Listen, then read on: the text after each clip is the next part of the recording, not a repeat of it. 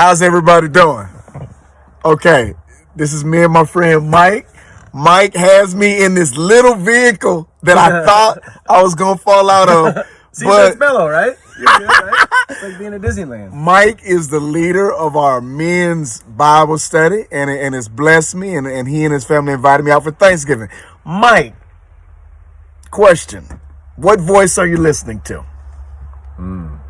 That's good, brother. It's open. What voice are you listening to? I've been spending a lot of time in John 10 and listening to what Jesus says about being the good shepherd, and that the good shepherd enters the sheep pen through the gate, but the strangers come in another way. You know, the thieves come in another way, and that he says that when he comes into the sheep pen, that his sheep will know his voice, and not only that, but the ones that don't recognize his voice will run from him because they're strangers, and his sheep will run from a stranger's voice.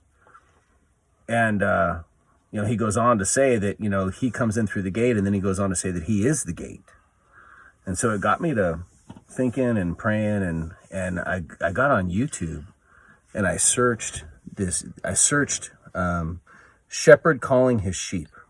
Okay. And I found a video that was shot, I think, in the Netherlands, of a man who goes up to a hillside with a bunch of sheep, and he takes some people with him, and he tells them the words to use to call the sheep. And the first person goes up and calls the sheep, and they don't look up. And second person goes up and calls the sheep using the right words, and they don't look up. And the third person goes up, calls the sheep, they don't look up. Then the shepherd comes, and he doesn't say the word, but as soon as he starts speaking to the sheep, a couple of their heads pop up, and they stop grazing, they look, because they recognize his voice immediately. Okay. And then he gives the word, and the same word that the other three people gave. Okay. And then the sheep start coming, one at a time, until every single one of them is gathered around him. Okay. 50, 60 sheep gathered around this shepherd, right? Okay. And it just got me to thinking that, Jesus uses these visual pictures for us to understand spiritual principles. Okay. And this idea of a shepherd, he said he's a shepherd and that his sheep will recognize his voice. And this idea that a shepherd looks after his sheep, and so the sheep trust the shepherd's voice. But if they don't recognize the voice, they're going to run from it. Okay. And I think that's really appropriate today. Which voice are we listening to? Are we listening to mass media's voice? Are we listening to a politician's voice? There we go. Listening to someone who we love and trust? Or is that the prominent voice in our life? Like when we get into a situation where it's unfamiliar, whose voice is the one that guides us and takes us on the proper way? Which one's the way out? Okay. Right? And according to Jesus, he's the way out, right? He's the way. He says, I am the gate. Okay. I am the way. And so I found this other voice, or this other video off of that video, of a woman leading 50 or 60 sheep in this pasture, and she comes up upon about a 4-foot wide flowing creek that's maybe 3 or 4 inches deep. She comes up to this creek, and the sheep are all pushed up against the creek. The whole flock is pushed up against it, but none of them wants to go in the water. And then she steps over the water, and they are not wanting to go over the water. Okay. And she's got her stick, and she stands at the water, and she encourages them and says what she's going to say. And then sure enough, the first one jumps, and then the next one, and the next one, and then over all of them go, all the way till the very last couple. And of course, the last couple, they had shuffled to the back several times. Like they were hesitant, the most hesitant to jump over. And they're running back and forth thinking, I can't get over this water. And then finally she keeps encouraging them, and then the second last one goes, and the last one goes, and then they all came over, right? And it helped me to see that when Jesus says, I am the way, I am the gate, like he is actually the gate. Like where those sheep crossed, where she told them to cross. Okay. But that stream was who knows how long in both directions, right? Right. But it was here where she said, no, this is the way. And her sheep trusted her. And even though they didn't want to do it, they were scared to go over. Her sheep trusted her, where she said, no, this is the way. This is the way we need to go. And she waited there until, from the first one to the last one, until every last one was over. And then they continued on their way, right? And because they trust her voice, and because she has demonstrated over a period of time that she is loving them and looking out for their best interests, they trust her, right? And so that voice to them is okay, well, this is the way we ought to go. Okay. And so I guess that's what I'm really spending a lot of time thinking about today, because there's a lot of voices out there right now. A lot of them. Okay. You know, there's Fox News and CNN and everything in between, and what your buddy says and your friend that you trust and your pastor and your spouse and your kids, and there's a lot of voices out there. But Start this up, and I got a question for you. There's only one voice that can be the primary voice. Who is that? Well, I'm just saying everyone's got one, and that's really what everyone ought to ask themselves: is who is my primary voice? I know mine is Jesus. Jesus. Amen. I was trying to pull that out of him. He came with You it. have to pull it out. You know? So that's the voice we ought to be listening to above Okay. all else, right? That's Okay. the one we ought to run to and not be running from. Okay. Let me get you in the elements. Start this up. I'm gonna hit you this question. This is about your family. I know you're comfortable with that one. I need to get some picturesque. I'm out in the country. So Michael, as we're driving, when is the last time you, as the good under shepherd of your family, have guided them? Somebody guided them. Yes, sir. Because I'm looking at these trails, and I know you've traveled these trails with your family, and I'm thinking about it, man, as a father, to be out here in nature with your family. You're leading them like you're leading me down this trail. When's the last time you made a good quality decision and led your family? I got one. I actually thought about you when I did it. Uh-oh. So we all struggle with things, Okay. right? Coveting things and wanting things. And one of the things that my kids have all kind of gone through their faces on is Legos. Okay. These Legos. And then these Legos, you spend hundreds of dollars on these Lego sets. Okay. Right? Come on, I'm enjoying this, man. And anyway, so this Lego magazine, the catalog came. Okay. And the kids hadn't seen it yet. And I took that catalog and I threw it in the trash.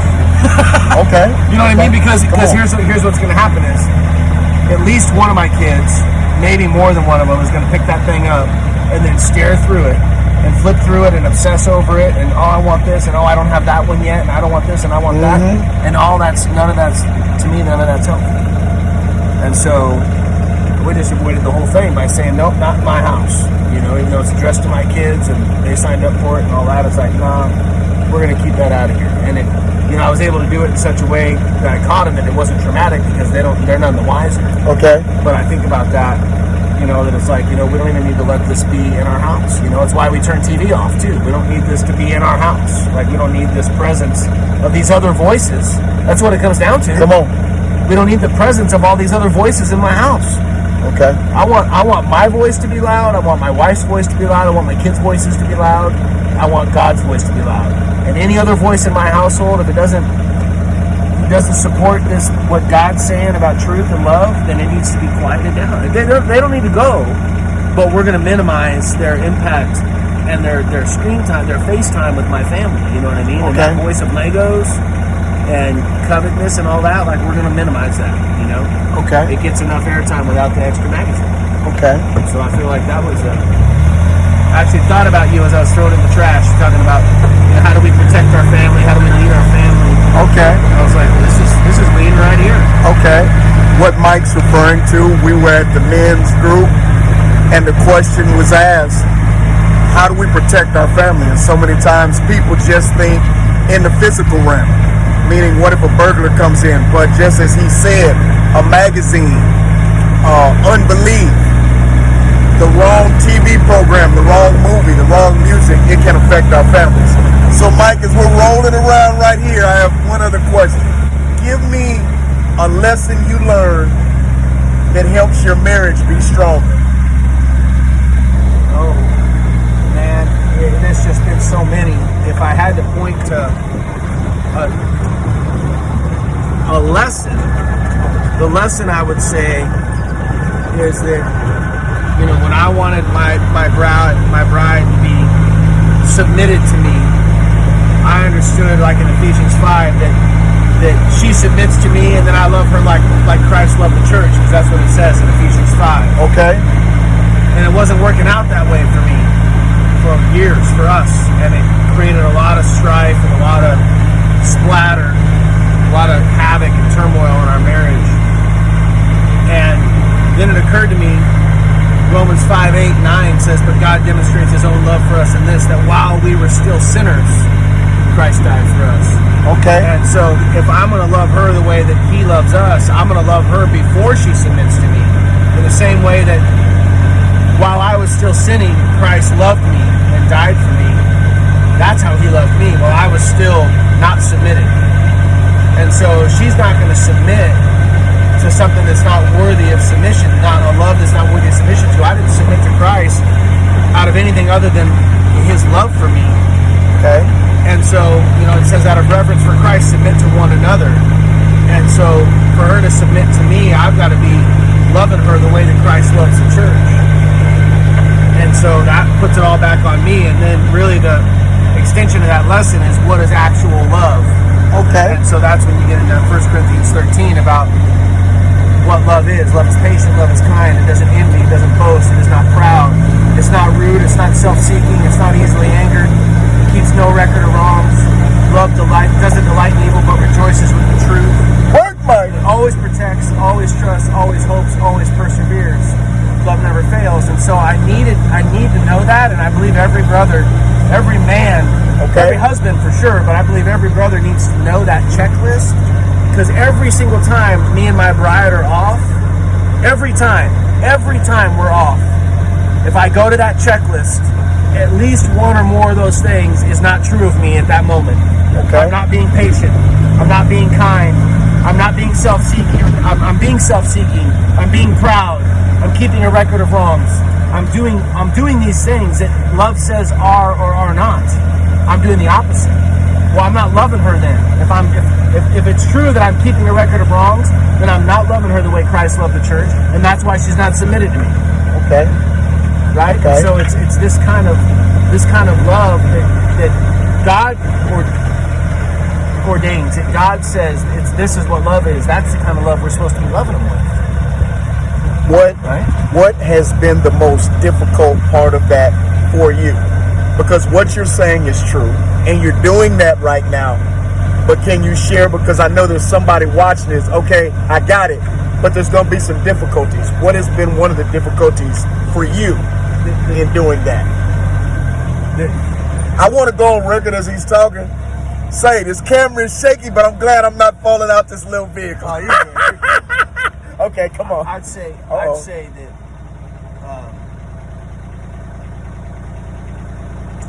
like, for example, look at this oak tree.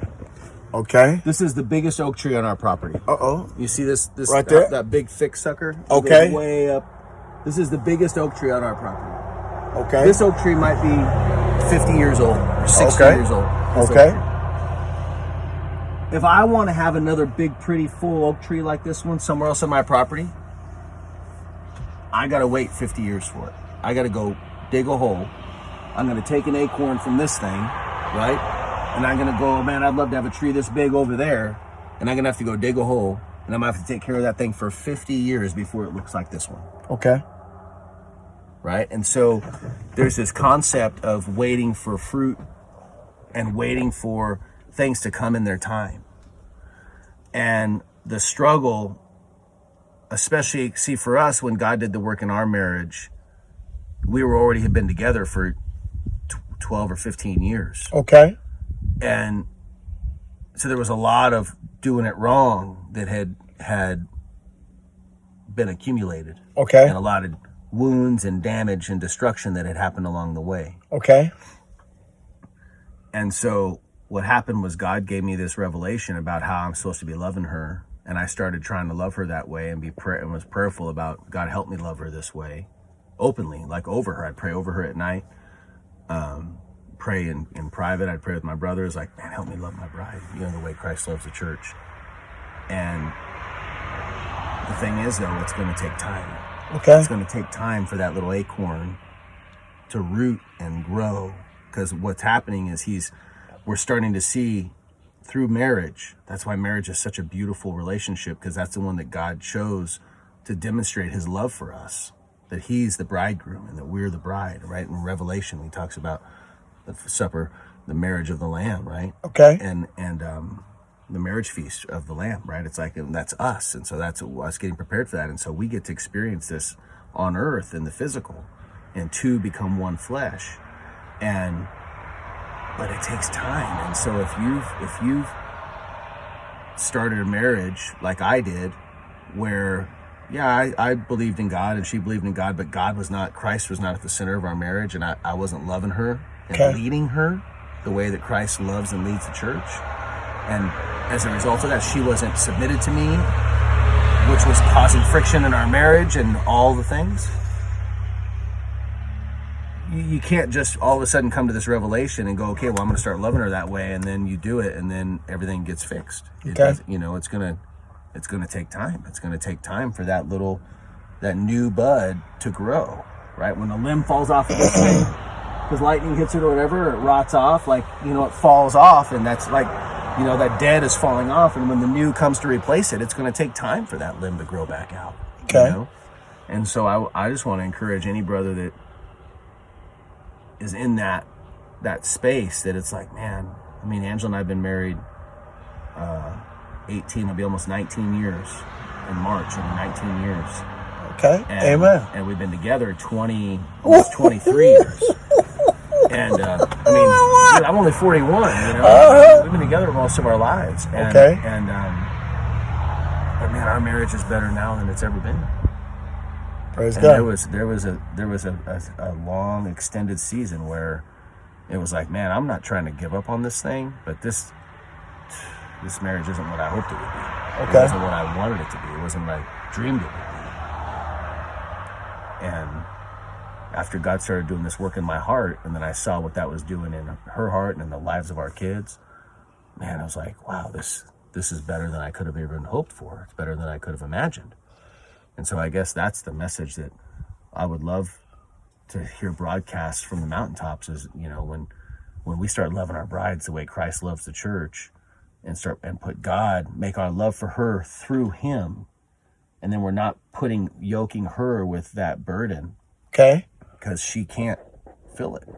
Right? If we're loving her through him, and our anchor and our yoke is to him, then it makes loving her easier, and then it makes the fruit of that just so much sweeter. Because there's such a thing as eating, you can experience an orange tree two different ways depending on when you eat the fruit. You could eat it and go, oh, this is tart, it doesn't taste good at all. Or you could eat it at a different time and go, this is the best, sweetest orange I've ever had in my life. Came from the same tree. Only the difference was time. So a good marriage takes time, and in the midst of time, it takes patience on the individual's behalf. And we can only do it in Christ properly. It's going to yield its fruit in its proper time. Right? And Solomon said that, right? I mean, every season's got its meaning, and so it's going to yield its fruit in its proper time. Paul says that I'm frustrated that I don't remember the verse right now, but he says that I planted the seeds. It's when he was telling the Corinthians, one man planted, one man watered, God gives the increase. But only God makes it grow. God makes it grow. And so, in our marriage, we might be planting and watering with our spouses. But only God is going to make that thing grow and flourish. And so we've got to have patience that, if it took years and years to get into this funk that you're in your marriage, where it's like, what are we doing? We're just going through the motions or whatever. We don't know each other anymore. If it took years and years to get into that, having this fresh revelation isn't going to just snap you out of it. It's going to point you in the right direction immediately. But it may take years and years to walk out of that valley that it took years and years to walk into. I've got several brothers that are walking that valley right now, that are years, 2-3 years into their reconciliation, and they're still fighting to reconcile after 15-20 years of marriage, and then finally the thing just blew up because it wasn't built on firm foundation. It was built on sand. And the thing crumbled, and now they're finally looking at God and going, can we love each other the right way now, after all these years, longer than I've been married. So now I'm going to give you an opportunity, something I do in all the interviews. Do you have a question for me? For you. Do you have a question for me? Yeah, I've got one. Here we go. So your life dramatically changed, but I want to know from you. what was it like to know? At what point did you know? Okay. And what did that mean to you? Okay. So I knew, meaning when God spoke to my heart and said, I have a family for you, I have a home for you, I have a job for you, I have a church for you. But in my natural mind, I could not perceive what that was going to look like. So when you say, when did I knew? I knew when the Lord spoke to my heart and he said, Austin, that he has something for me. So in response by faith, I'm going to Austin. But another depth of now I know was the day that I got picked up and we came to Austin and I was here. You understand me? God tells you something. I'm operating in faith.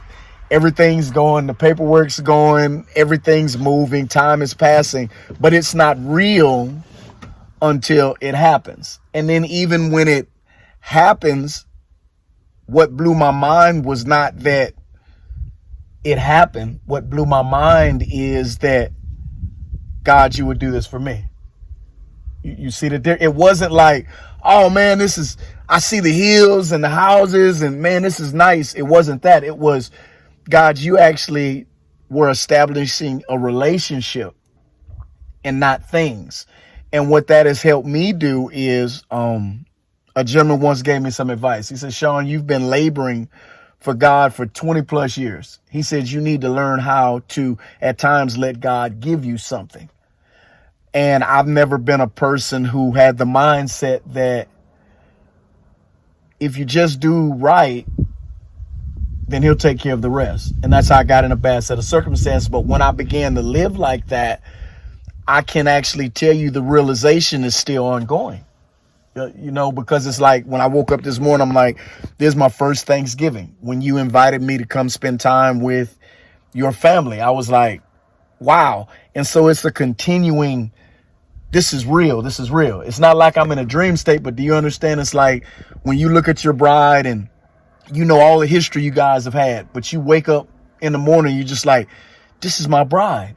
It's not that you didn't realize it was your bride. It was that your enjoyment of that fact is still amazing to you. Mm-hmm. So realize I have a place to go. Realize I have a family to go to. Realize I have some good friends to meet and get to know better. But every day it's like I realize something different. That's why I got up this morning just to say, hey, how you doing? It's Thanksgiving. So going back to what we were saying about the voice and the way. Okay. What I heard you say was, let me ask you this. Okay. What if I had come in and we didn't never meet? Okay. What if I had come and seen you right before you got out and I was like, hey man, I heard you have a place lined up, but I got a better place for you. Man, dude, it's going to be, I know whatever that place is, it's going to be better. Okay. It's going to be bigger and okay. Whatever, everything about it's going to be better. You should come stay with me. Okay. What would your response have been? I need to pray because I'm going to say that that's happening with me concerning work. People tell me all the time, hey man, I think you should do this. Hey man, I think you should do that. Hey man, I think this is better for you. And my answer has been, I'm going to pray about it. Learn that if I hear his voice, I'm going.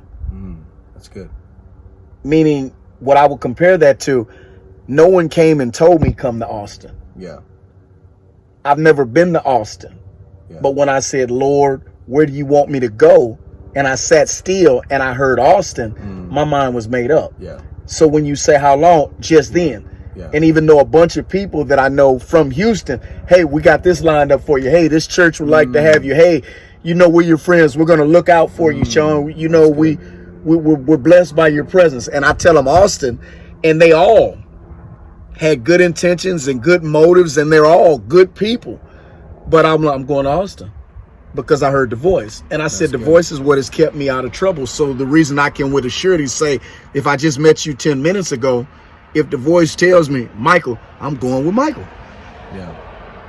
That's interesting. See, you just sharpened, this is what iron sharpens iron looks like. Right? Okay. Because you just sharpened off a a dull edge on what the truth I was trying to understand. The voice you really were obedient to. And we're Christ's coming voice. back. Amen. That's How- the one. And it's just like when Paul, Okay. right? Who was? I always forget his. I always get it. It's not Barnabas. Who was the guy that led Paul when he had the scales on his eyes? Cornelius?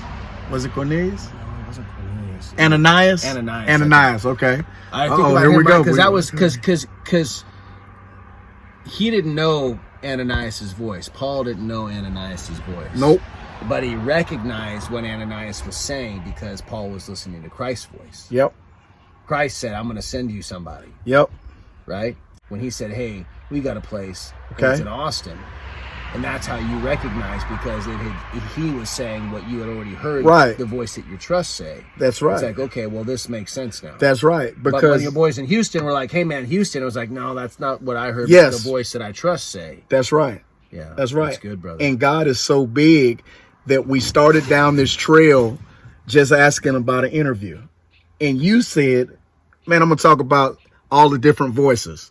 And where we're going to end the interview is speaking about we got to this point, both of us listening to Jesus' voice. Amen. All right.